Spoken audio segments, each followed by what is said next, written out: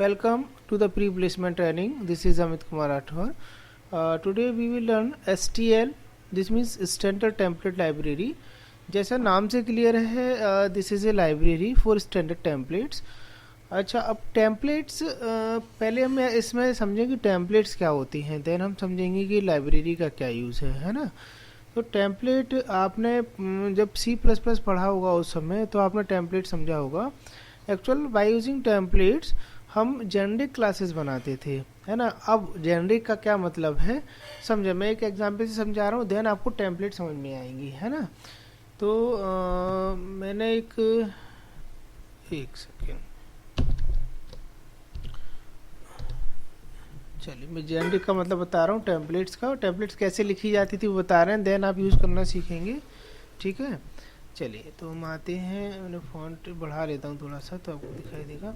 चलिए आपको ध्यान है, हम जब भी क्लास लिखते थे तो हम कैसे बनाते थे क्लास. ठीक, मैंने कुछ भी बनाई, मैंने लिखा डेमो, है ना, open and close bracket and terminate.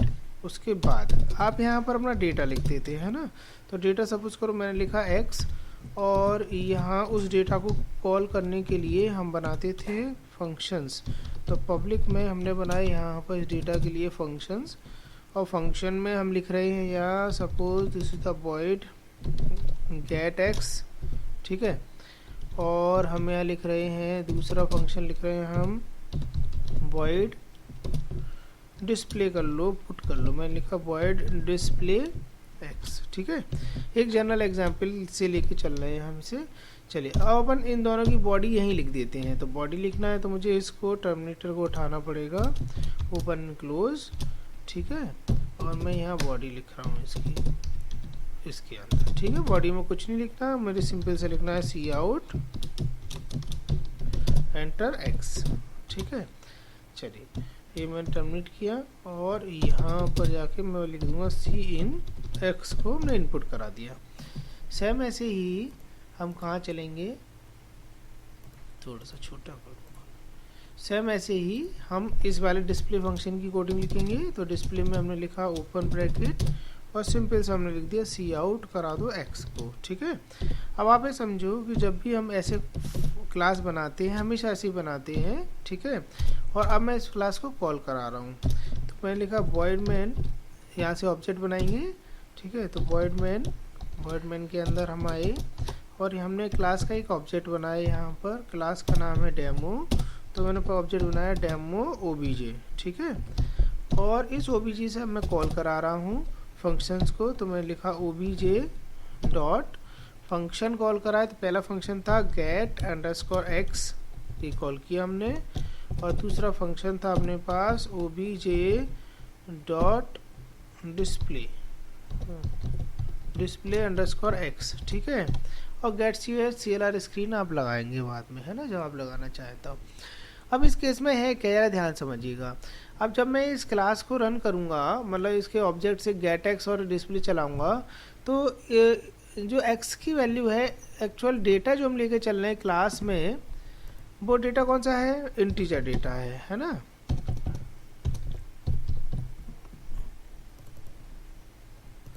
जो इसमें डेटा है वो इंटीजर डेटा है, ठीक है. मतलब एक क्लास में जो वैल्यू आप दोगे इंटीजर वैल्यू दोगे, और जो डिस्प्ले पे कर रहे हैं वो x की वैल्यू इंटीजर ही डिस्प्ले होगी, ठीक है. सपोज अब इसी एग्जांपल से अपन और भी चीज़ें समझ रहे हैं.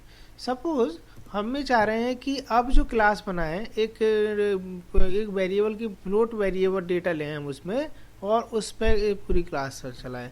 हमें क्या करना पड़ेगा, पूरी जितनी क्लास है ये फिर से लिखनी पड़ेगी, है ना.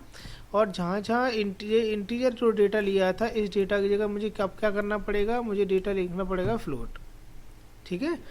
ये समझ में आ रही है. देन अब जो क्लास चलेगी वो फ्लोट की उस पर चलेगी, ठीक. अगर मैं चाहता हूँ मेरी क्लास का डेटा कैरेक्टर हो, तो मुझे यहाँ कैरेक्टर x लिखना पड़ेगा, तब जाके पूरी. इसका मतलब जब भी मैं इसका डेटा टाइप चेंज करूँगा तो मुझे पूरी क्लास फिर से लिखनी पड़ेगी, ठीक है ना. ये अब मैं क्लियर. तो हमने क्या करा, पहले एक क्लास बनाई इंटीजर में, तो इंटीजर से चलाई, दूसरी फ्लोट से चलाई, तीसरी कैरेक्टर से चलाई, ठीक है. ये समझ में आ रही है.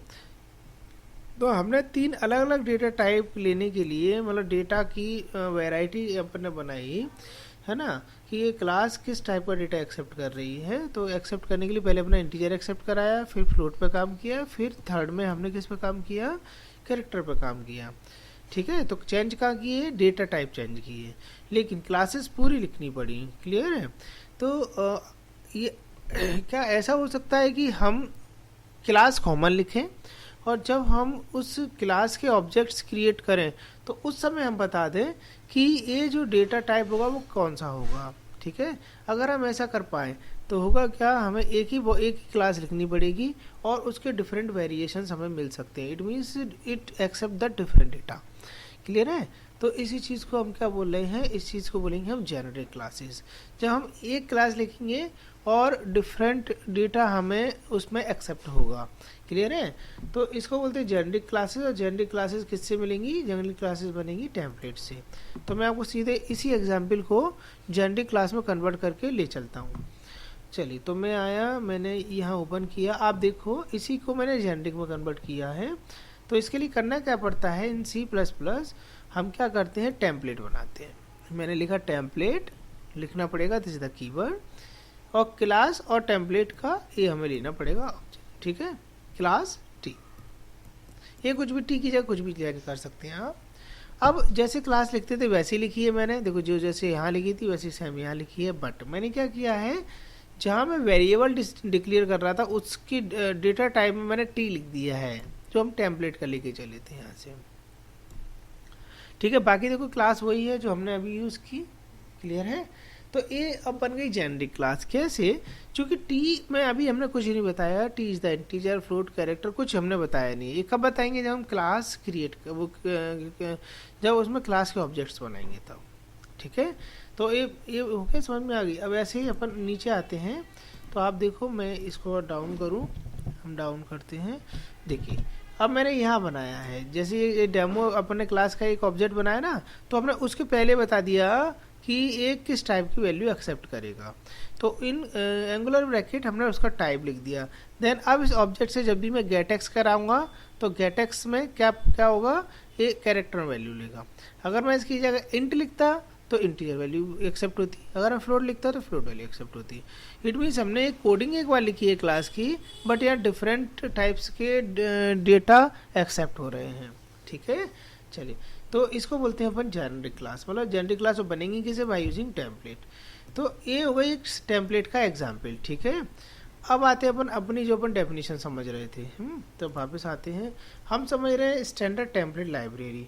तो ऐसी डिफरेंट टेम्पलेट्स हैं जिनको एक ऐसे लाइब्रेरी रखा गया है। ठीक है, ये क्लियर समझ में आ गई। तो इन लाइब्रेरी का यूज़ करके फ़ायदा क्या होगा, पहली बात हम जेनरिक पे काम करेंगे। दूसरा कि इसमें डिफरेंट फंक्शंस हैं जिनके थ्रू आप इजीली बहुत सारे जो कॉम्प्लेक्स टास्क होते हैं वो कर सकते हो। क्लियर है ना। मैनी कॉम्प्लेक्स टास्क आप परफॉर्म कर सकते हो। ठीक है, तो STL अपन समझ गए, STL मतलब स्टैंडर्ड टेम्पलेट लाइब्रेरी। ठीक है, और क्लियर। चलिए, तो अब टेम्पलेट में थोड़ा सा और अपन आगे आते हैं, इसको मैं न्यू कर देता हूँ। क्लियर। चलिए, टेम्पलेट में, तो टेम्पलेट में हम कहते हैं भाई, टेम्पलेट जब अपन पढ़ते हैं तो वो सॉरी स्टैंडर्ड टेम्पलेट लाइब्रेरी में there are 3 components. There are, एक मिनट,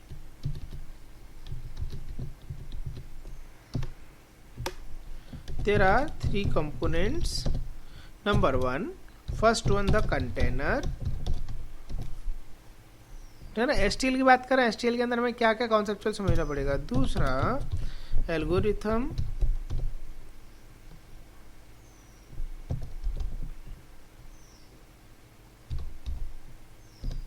ठीक है।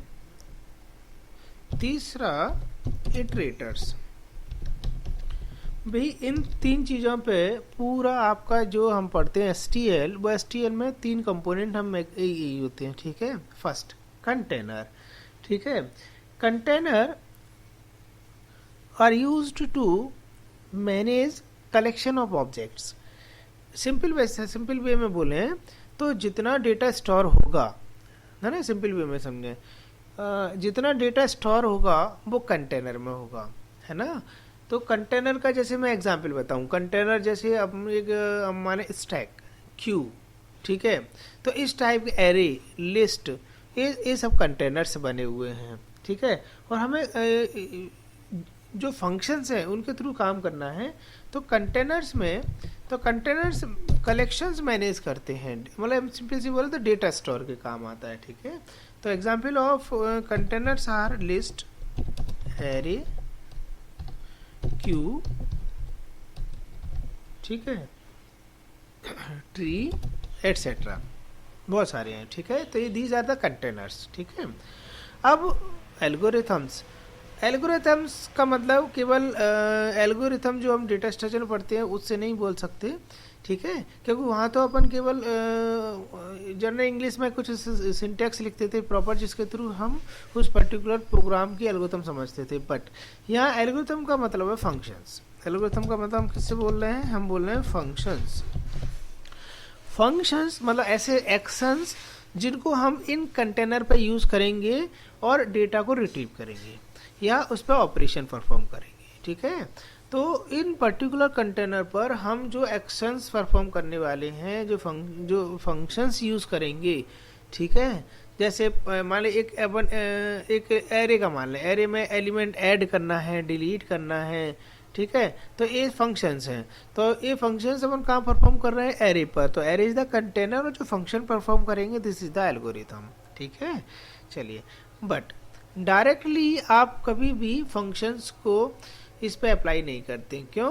क्योंकि जब हम फंक्शन अप्लाई करेंगे तो कंटेनर पे, चूंकि सिंगल एलिमेंट तो है नहीं है, कंटेनर में मैनी एलिमेंट्स हैं, ठीक है।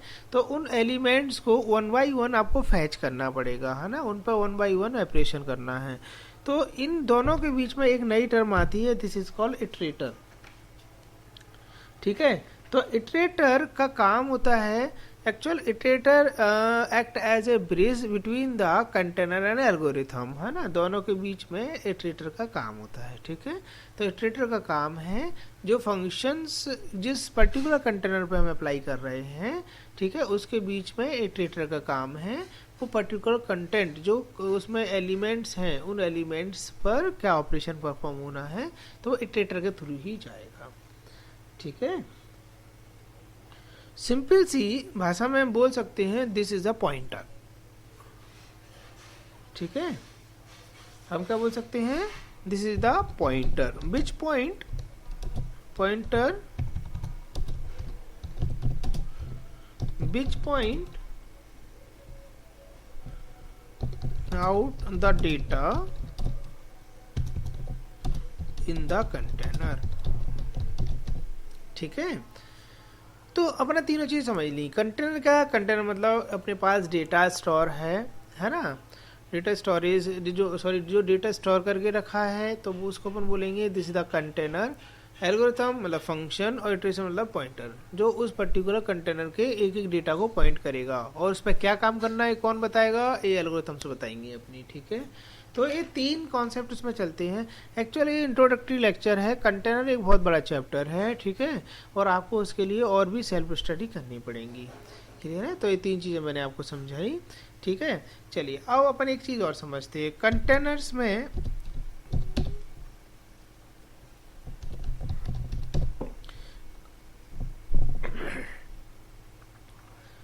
ठीक है, तो कंटेनर, कौन कौन से कंटेनर्स इसमें होते हैं, क्योंकि बहुत पूछा जाता है। नंबर पहला कंटेनर हम पढ़ते हैं वेक्टर। फर्स्ट कंटेनर होता है वेक्टर। कंटेनर समझ रहे हैं कौन कौन से कंटेनर्स हैं, अपने ऑपरेशन कौन से करेंगे वो अपन बाद में समझेंगे। तो पहला कंटेनर है वेक्टर।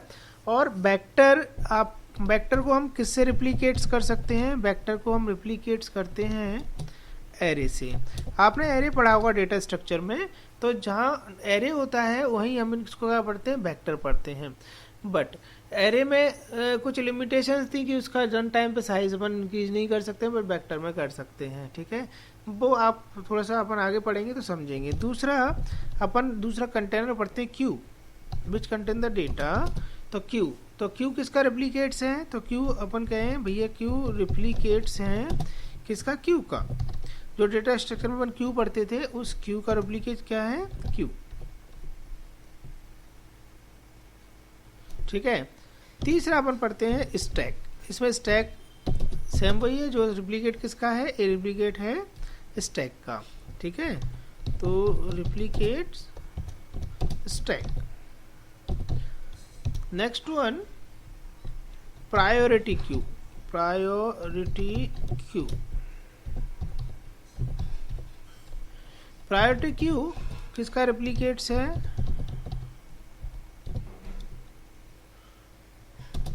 This replicates heap. आपने हीप पढ़ी होगी, डेटा स्ट्रक्चर में हीप का रेप्लिकेट है ना। Next one link list. या लिस्ट किसका रेप्लिकेट है, रेप्लिकेट्स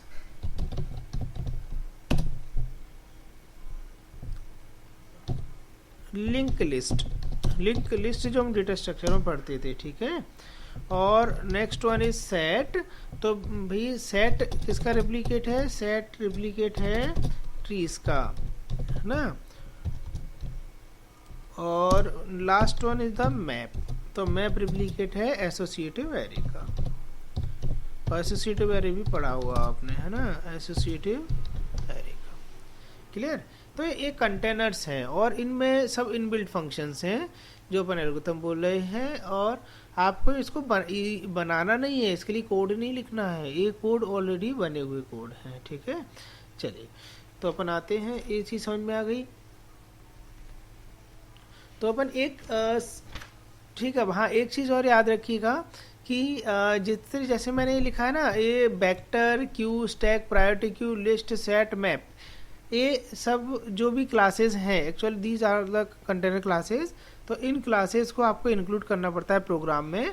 बट आप देखो, अगर मैं इस प्रोग्राम में, मैंने प्रोग्राम लिया और इस प्रोग्राम में अगर मैं यहाँ इंक्लूड करूँ वेक्टर को या किसी को भी, मैंने लिखा हैज़ इंक्लूड वेक्टर, ठीक है।